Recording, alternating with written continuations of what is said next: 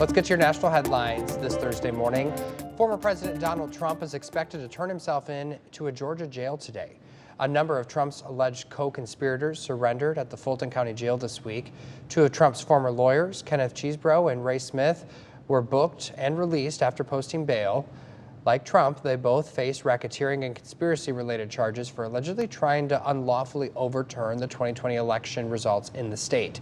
Trump's former lawyer, Rudy Giuliani, also turning himself in yesterday. All right, well, now to last night's presidential debate and the reaction this morning. This was not the debate most people expected. Yeah, this happening in Milwaukee. At the end of the night, the three candidates with the most speaking time were former Vice President Mike Pence, Vivek Ramaswamy, and Chris Christie. But did any of the candidates stand out enough to challenge the frontrunner Donald Trump, who skipped the debate? ABC's Lionel Moyes has the details. Sparks flew almost immediately after the 8 Republican presidential candidates took the stage in Milwaukee, minus former President Donald Trump, as Mike Pence went after Vivek Ramaswamy, the 38-year-old entrepreneur who's been rising in the polls. Now is not the time for on-the-job training.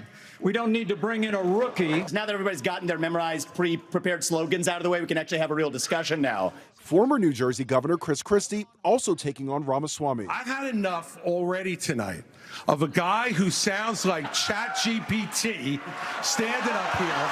On the issue of abortion, Haley and Pence were at odds over a 15-week federal ban. It's a moral issue. A 15-week ban is an idea whose time has come. When you're talking about a federal ban, be honest with the American people. Don't make women feel like they have to decide on this issue when you know we don't have 60 Senate votes in the House. Trump's closest rival in the polls, Florida Governor Ron DeSantis, sharply criticized how Trump handled the pandemic lockdown. And in Florida, we led the country out of lockdown. We kept our state free and open. On the war in Ukraine, Ramaswamy said he would forego giving more money to Ukraine. You have no foreign policy experience, and it shows. And one of the more dramatic moments came when the candidates were asked to raise their hand if they would support Trump as the nominee. Whether or not you believe that the criminal charges are right or wrong, the conduct is beneath the office of President of the United States.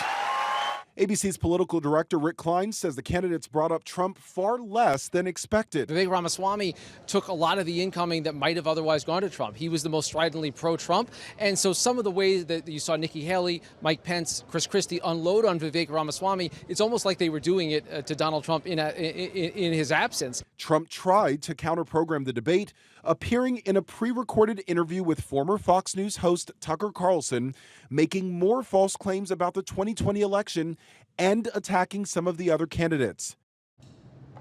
Former President Trump reacted online after the debate, taking issue with Pence's comments about January 6th. He also called Chris Christie's performance last night a quote-unquote horrible.